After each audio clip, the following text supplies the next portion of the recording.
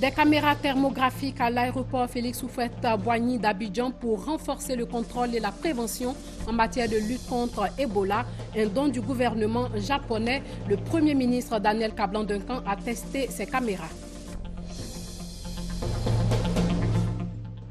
3 projets de loi seront examinés par les députés lors d'une session extraordinaire. Des projets de loi qui vont renforcer l'appareil judiciaire et l'appareil militaire de la Côte d'Ivoire.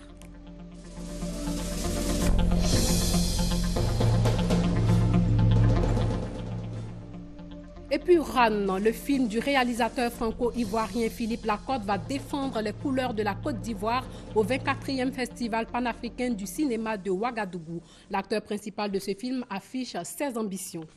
Madame, Monsieur, bonsoir et bienvenue dans ce journal-là.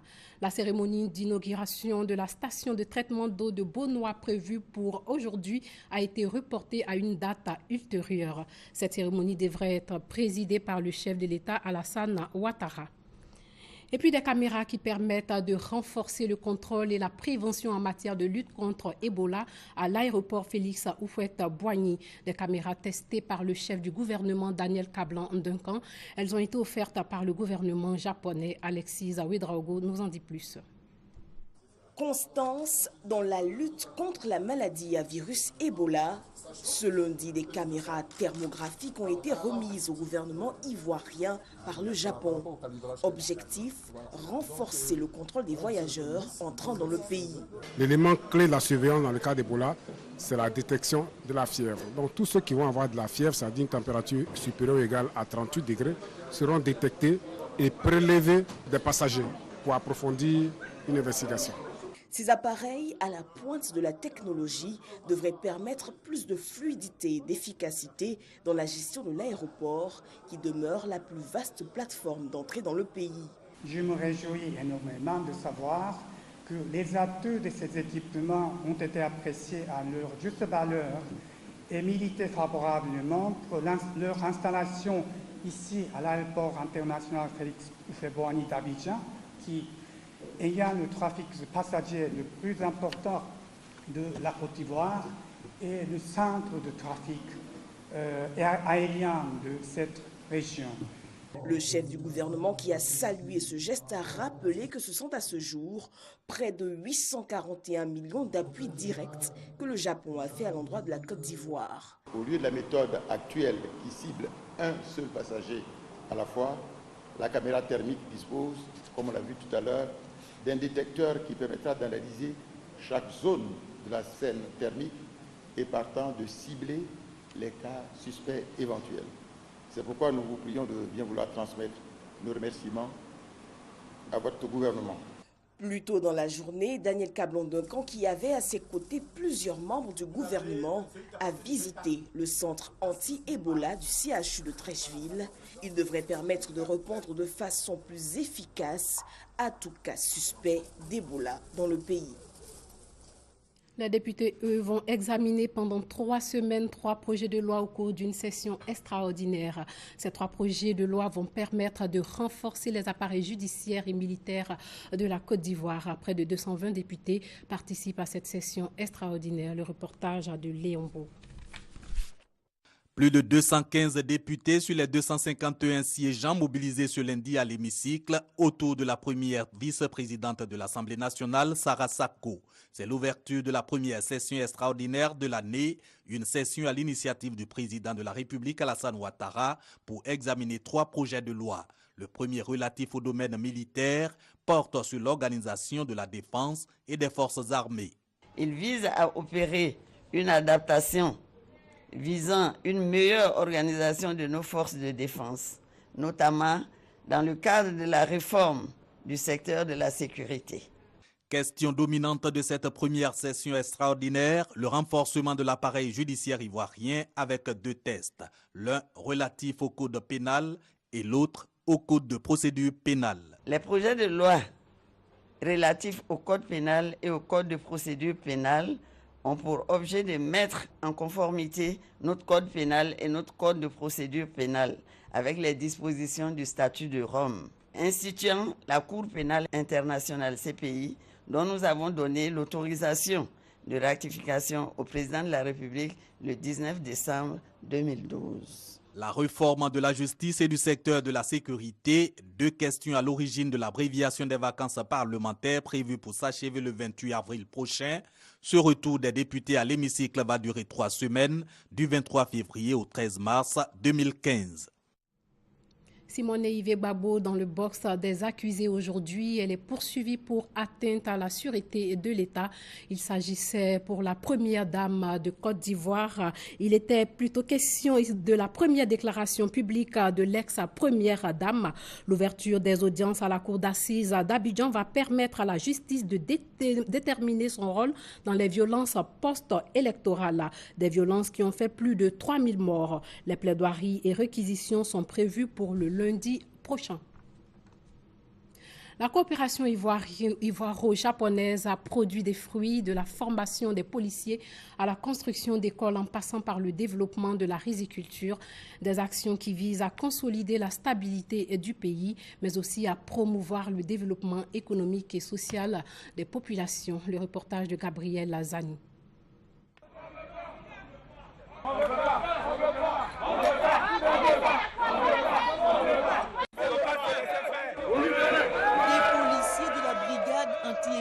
En pleine simulation sous le regard des responsables de la police et des représentants de partenaires techniques au développement. La scène se déroule à la BAE de Yopougon. Le maintien de l'ordre est évolutif, comme la société évolue. Donc les foules aussi ont des comportements déviants. Donc comment faire face à ce genre de foule? Quand la foule est calme, quel procédé utiliser, quelle technique employer? Quand la foule est violente, quelle technique employer? Tous les agents de la police ivoirienne sont concernés par la formation débutée en janvier 2014 et prévue pour prendre fin en mars prochain. Plus de 1500 policiers ont déjà acquis des techniques de maintien d'ordre. Vous voyez que nous rentrons dans une année élective où nous avons des élections générales. Il est question de donner aux policiers le savoir-faire, le savoir-être, le savoir-faire faire. Il faut qu'on ait des policiers bien formés pour éviter toute interprétation. Plus d'1,5 milliard de francs CFA ont été dégagés par l'agence japonaise de coopération internationale, JICA, pour assurer la formation.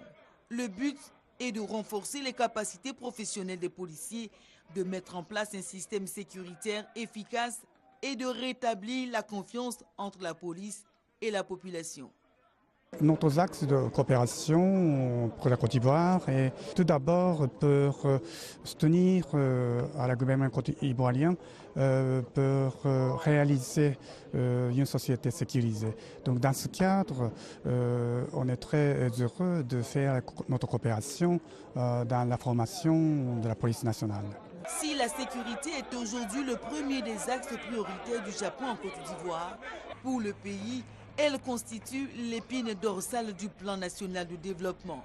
Un programme pour lequel le gouvernement doit recueillir 11 milliards de francs CFA et ne cesse de multiplier les requêtes auprès des partenaires internationaux pour obtenir des financements. L'autre priorité de la coopération ivoiro-japonaise inscrite dans le PND est le renforcement de la cohésion sociale. Dans ce quartier d'Abobo, à Nonkouakouté 3, une école primaire est en cours de construction. Ce sont des jeunes du quartier qui travaillent sur les chantiers mis en œuvre par le ministère de l'Intérieur en collaboration avec le Japon. Nous avons identifié à la population 8 projets. Il y a 4 projets d'école primaire et 4 projets de route. Donc il y a 2 qui se déroulent à Abobo en termes de route et 2 écoles primaires en termes d'école à Abobo et ensuite 4 autres projets à Yopougon. L'exercice, ce n'est pas tant un projet d'infrastructure, ce n'est pas un projet d'infrastructure, mais c'est un alibi pour permettre aux populations d'être ensemble, de faire le travail ensemble. Abobo et Yopougon, 2 zones touchées par la crise ivoirienne. Ce sont les communes pilotes du projet réalisé avec le concours des mairies, permettre à long terme l'insertion des jeunes sur le marché du travail et rétablir la confiance entre les habitants d'un même quartier est le résultat attendu du projet.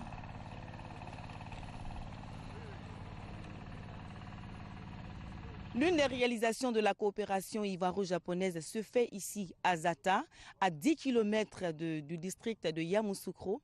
La Côte d'Ivoire dispose d'un milieu naturel propice à la riziculture.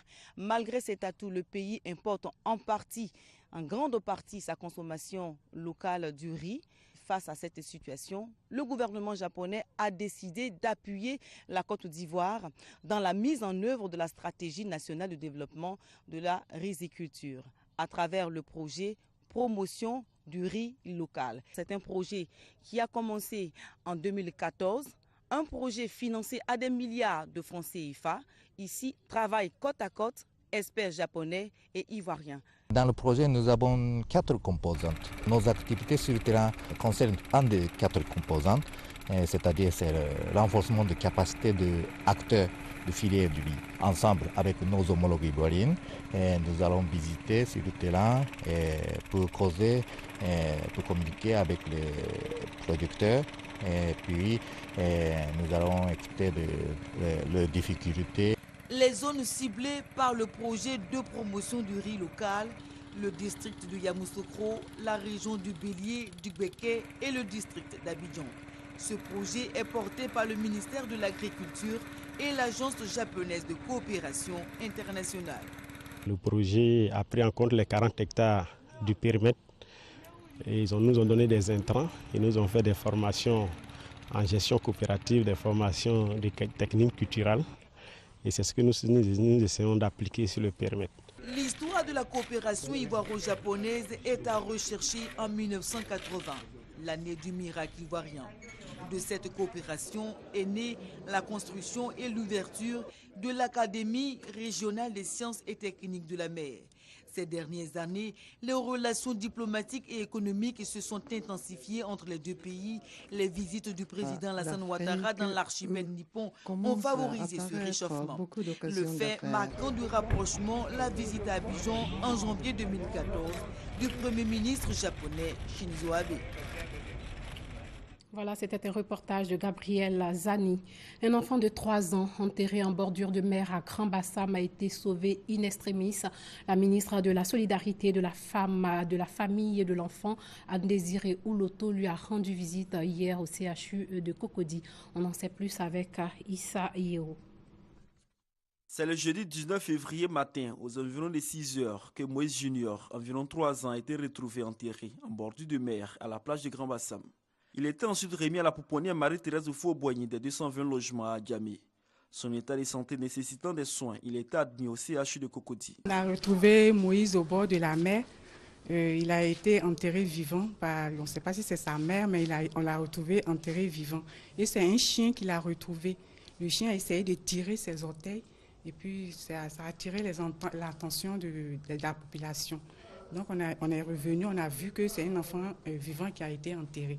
Donc on l'a transféré à l'hôpital de Grand Bassam, il a reçu les premiers soins.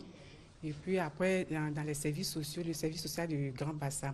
Et c'est de là-bas qu'on a appelé la direction de la protection de l'enfant, qui est Mme Crédit, qui allait le chercher pour venir. Donc il a reçu les premiers soins encore au niveau de Cocody. Docteur Soro Gisèle, médecin traitant, explique ce dont souffre l'enfant et les chances qu'il a pour survivre. Il souffre d'une infirmité motrice cérébrale. Nous avons reçu dans un mauvais état général et après les investigations, nous avons conclu à une malnutrition aiguë sévère compliquée d'un paludisme simple sur le tableau d'infirmité motrice cérébrale. Mais avec la rééducation, on peut vraiment récupérer un tout petit peu. La ministre de la Famille, de la Femme et de l'Enfant, Anne-Désirée Ouloto, a déploré ce qui est arrivé à Moïse avant d'interpeller les parents. C'est vrai que Moïse est un enfant qui a un handicap, mais cela ne nous empêche pas de l'aimer et cela lui donne également droit à la vie. À toutes ces mamans qui souffrent dans le silence, d'avoir un enfant qui souffre d'un handicap quelconque, moteur ou cérébral. Peu importe, mais cet enfant n'a pas demandé à venir au monde. Et nous, les parents, nous avons l'obligation d'aimer ces enfants-là. Après ces soins intensifs au CHU de Cocody, Moïse Junior sera confié au centre Emmanuel de Dabou. Le reportage de Issaïo était commenté par Mamadou Kwasi. On retourne à Grand Bassam pour parler cette fois-ci de la mise en œuvre d'un projet pilote sur l'assainissement. Il n'est pas rare de voir des personnes déféquer à l'air libre. La direction de l'assainissement et du drainage du ministère de la Construction veut mettre un holà à cette façon de faire. Elle a initié un atelier en vue de valider un projet pilote sur l'assainissement. Le commentaire de Thérèse Tapéoboui.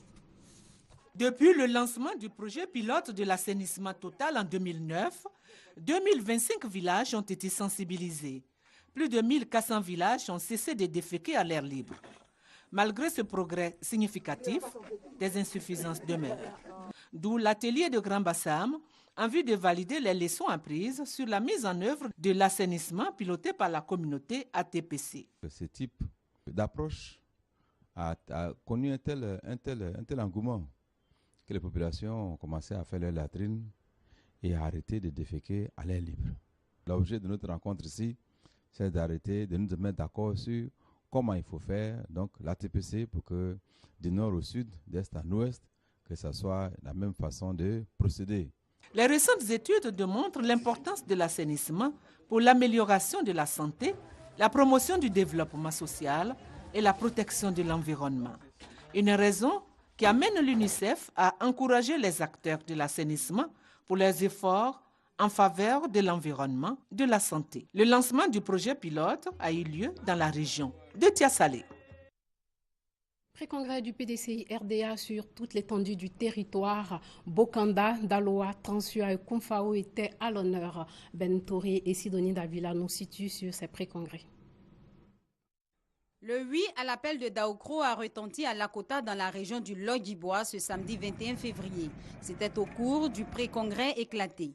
Les militants avec à leur tête le délégué départemental, le docteur Frédéric Ozoku, motivés à bloc, ont adhéré au choix du président Henri Konan Bédié pour le développement et la cohésion du pays. Un choix qui implique une convergence de vues avec le président du PDCI conformément à la candidature unique au RHDP. Les militants du PDCI auront à confirmer ce choix au 5e congrès extraordinaire qui se tiendra le samedi prochain.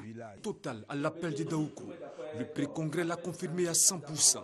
Les 22 membres statutaires de la délégation du PDCI de Transua disent oui à l'appel du président Henri Konan Bédié. Un appel qui, selon le chef de mission Olivier Akoto, confirme sa grande sagesse et sa sagacité. La lecture de motion de soutien à l'appel de Daoukro s'est faite dans l'allégresse totale. À Tanda, même son de cloche, même résultat. Les 22 membres statutaires de la délégation du PDCI dans cette localité ont également dit oui à l'appel du 17 septembre 2014. Le pré-congrès s'est déroulé dans une atmosphère de fête. Chacun des membres de la délégation se réjouit que le président Alassane Ouattara et le président du PDCI, Henri Konan Bédié, soient les deux points sur lesquels la droite et émergence devra passer pour changer le quotidien des Ivoiriens. Et c'est pourquoi, à l'unanimité, ils disent approuver l'appel de Daoukro, gage de la paix. Daloa, la cité des Antilopes, a ouvert grandement les oreilles pour entendre l'appel de Daoukro. Les membres statutaires à l'unisson ont tous approuvé l'appel. Le pays doit reprendre sa place de locomotive en Afrique de l'Ouest, raison pour laquelle les militants du PDCI RDA de la cité des Antilopes disent oui à l'appel de Daoukro. Au RDR, c'est plutôt la rentrée politique à Lakota, occasion pour les militants de procéder à l'investiture du secrétaire départemental. La ministre de l'Éducation nationale, Kandia Kamara, et Sidiki Konaté, secrétaire général adjoint chargé des syndicats, étaient présents à Lakota. Mobilisation exceptionnelle pour une rentrée politique du Rassemblement des Républicains à Lakota dans le Logibwa. Cette cérémonie qui marque ainsi la prise de fonction officielle du secrétaire départemental est en clair l'installation de Kouyaté Abdoulaye, élu depuis décembre dernier. Effectivement, nous voyons l'ampleur, n'est-ce pas, de la tâche. Nous sommes à 380 comités de base, il faut aller jusqu'à 500 ou 600 comités de base. C'est le prochain challenge et nous pensons pouvoir le tenir. Pour de nombreux cadres du parti venus assister à cette solennité, dont Sidiki Konaté, Kandia Kamara, marraine de la cérémonie, il faut plutôt mettre l'accent sur l'union et la cohésion entre les populations pour le développement du pays. Le message que nous apportons à nos militants, c'est un message de cohésion, d'union pour bâtir notre beau pays. Et vous savez que ce sont des vœux chers au président Il faudrait que les militants du RDR donnent l'exemple. L'adhésion de nouvelles personnes au nombre de 518 venues de différentes formations politiques annoncées par le secrétaire départemental présage des lendemains meilleurs pour les républicains qui nourrissent l'espoir de faire élire le candidat Alassane Ouattara à un score de plus de 80%. Dame Coupe est très sollicitée. Normal, elle a mis 23 ans avant de revenir en Côte d'Ivoire. Le trophée de la Coupe d'Afrique des Nations de football a été présenté aux partis politiques de l'opposition. La cérémonie s'est déroulée au siège du PIT, le Parti ivoirien des travailleurs. Le reportage de Arsène Kouassi et Eliane Tapé. Après la présentation de la Coupe d'Afrique des Nations de football aux dirigeants de clubs, au corps diplomatique, c'est au tour des partis politiques de l'opposition de recevoir officiellement le trophée continental remporté de haute lutte par les éléphants de Côte d'Ivoire. Les partis politiques de l'opposition saluent de façon unanime ce geste de haute portée qui concourt à la réconciliation et à la cohésion nationale. Nous avons été très sensibles à ce geste, mais je crois qu'au-delà du geste, il y avait un sens qui a été donné et que la FIF a voulu nous faire partager, à savoir que nous puissions nous appuyer sur ce facteur de rassemblement qu'a été le trophée de la Côte d'Ivoire. C'est la première fois dans l'histoire de la Côte d'Ivoire qu'un acte de ce type-là s'est posé, où un trophée a été gagné et qu'on les fait partager par tout le monde. Et nous avons apprécié cette démarche. Lorsqu'il s'agit de l'intérêt supérieur de la nation, les barrières s'estompent, surtout lorsqu'il s'agit du sport. Le sport ne s'accommode pas de la politique. Et on l'a vu pendant cette coupe-là. C'est tous les Ivoiriens, toutes tendances politiques, ethniques, culturelles confondues, qui ont souhaité que la Côte d'Ivoire ait cette coupe-là. Augustin Sidi Diallo, président de la Fédération ivoirienne de football, a indiqué que tous les partis politiques de Côte d'Ivoire seront associés à cette tournée qui devra sillonner les 14 districts de Côte d'Ivoire. Le patron de la Maison de Verre a également rappelé que c'est l'union des Ivoiriens qui a permis à la Côte d'Ivoire de remporter ce deuxième sacre. Cette année, en 2015, c'est cette union qui nous a permis de ramener ce deuxième trophée à notre pays. Cette cérémonie de présentation de trophées a pris fin par une prière. C'est vrai, les Ivoiriens savent jouer au football, mais ils ont aussi du talent en matière de production cinématographique. À preuve, le film Round du réalisateur franco-ivoirien Philippe Lacotte, qui va représenter la Côte d'Ivoire au pays des hommes intègres lors du 24e FESPACO. L'acteur principal du film, Abdul Karim Konaté, un Ivoirien, affiche ses ambitions. Serge Colléa l'a rencontré. Né à Treichville en 1980, Abdul Karim Konaté est titulaire d'un BTS en marketing. Il est surtout l'acteur principal du film Ran du franco-ivoirien Philippe Lacotte, un film qu'il a propulsé au devant de la scène. J'ai commencé par le théâtre scolaire d'abord et tous ceux qui me voyaient en train de jouer appréciaient mon jeu. Du coup, je me suis dit, mais si on m'apprécie dans cette activité, c'est que c'est bon. Il faut alors que je me forme. Le jeune acteur a fait ses premiers pas au cinéma en 2005. Aujourd'hui, il ambitionne de lancer véritablement sa carrière avec l'un des plus grands rendez-vous du 7e art en Afrique. Mon ambition, c'est de rencontrer des réalisateurs dans ce festival-là pour pouvoir travailler avec eux et aller au-delà des frontières de l'Afrique. Après le festival de Cannes, Ran se lance à la conquête de l'étalon de Yenega au 24e FESPACO. C'est une chance pour nous encore, une chance pour le cinéma ivoirien d'être représenté. Et j'espère pour moi aussi dans ma carrière que j'aurai ce prix de meilleur interprète masculin africain. Abdul Karim Konaté a toujours rêvé de faire du cinéma. Philippe Lacotte lui a donné sa chance et le jeune acteur en profite.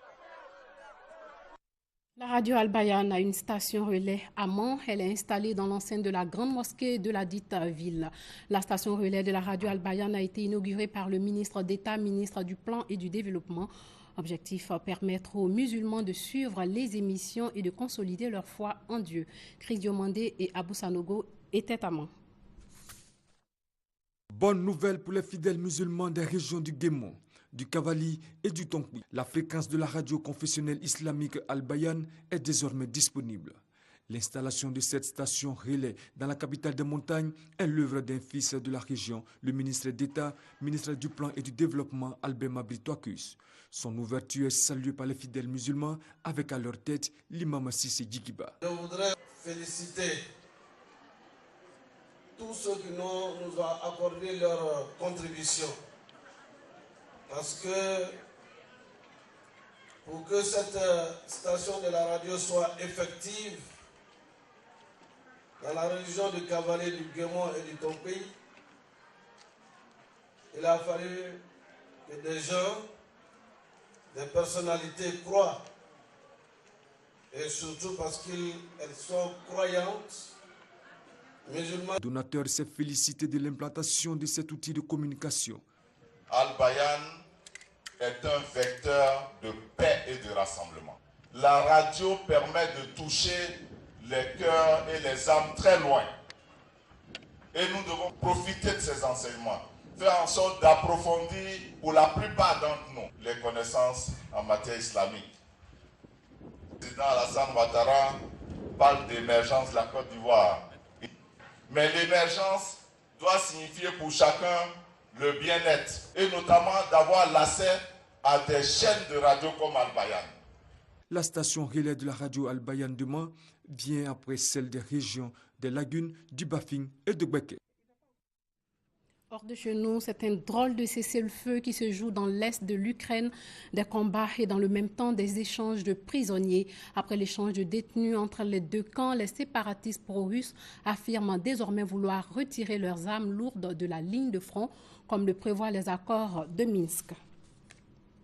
Retour en Côte d'Ivoire, Mathieu Ekra est décédé hier chez lui à Bonois, ancien ministre et proche collaborateur du président Houphouët. L'homme avait 98 ans. Il est aussi connu comme l'un des co-auteurs de l'hymne national l'Abidjanaise. Il était de tous les gouvernements d'Houphouët-Boigny jusqu'en 1989. Il a aussi été le premier médiateur de la République. Suivons à présent ces témoignages, assure Mathieu Ekra. En tant que ministre de la fonction publique, ministre de l'information également, pour maintenir l'espace de la fonction publique après ma nomination par le président Houphouët-Boigny. Donc je l'ai connu, très longtemps je l'ai apprécié. Et il est toujours disponible quand vous cherchez à le voir. Il est parmi les doyens. Il vous reçoit toujours. Donc j'étais en très bon terme avec lui, comme d'ailleurs avec les autres doyens, tels que Ali et autres.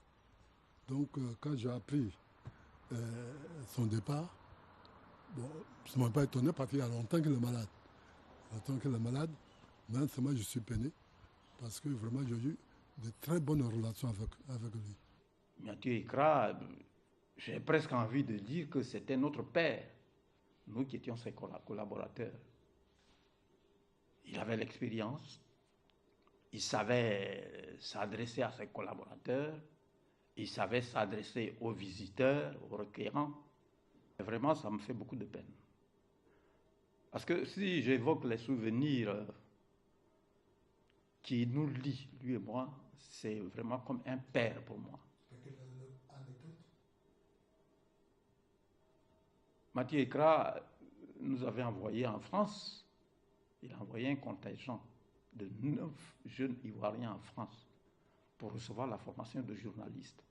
Et je citerai comme ça de tête Daniel Boni-Claverie, Laurent Donafologo, Dominique Dago, Feu Oba Gaston, et Feu Claude Nda, et François Ambla. Nous étions 9. Et quand nous sommes revenus, il était encore ministre de l'Information. C'est Mathieu Ekra qui m'a nommé dans les fonctions de rédacteur en chef de Radio Côte d'Ivoire, comme le premier rédacteur en chef de Radio Côte d'Ivoire, puisque jusque-là, c'était les assistants techniques, les Blancs, les Européens, qui étaient dans ces fonctions. Oui, un grand homme est mort, mais il a fallu que la mort arrive, que la Côte d'Ivoire se souvienne de lui. Merci au Seigneur qui sait à quel moment il veut qu'on se souvienne de quelqu'un. Parce que les grands collaborateurs du président Faure-Boigny, à part le Nord, chez nous au sud ici, la deuxième génération s'est écrasée, s'est moquée. C'est sur ces témoignages que s'achève ce journal. Portez-vous bien.